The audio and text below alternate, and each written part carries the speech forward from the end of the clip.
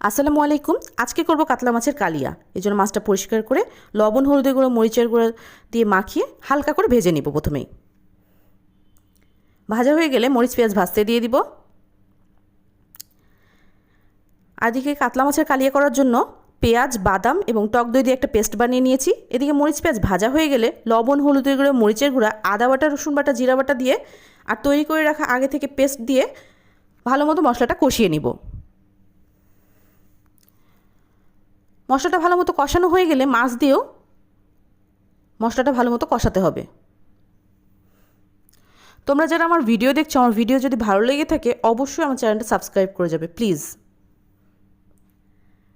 বেশ অনেকটা সময় নিয়ে মাছটা কষিয়ে নিলাম মশলার সাথে। কষানো হয়ে গেলে কিছুটা পানি দিয়ে দেব।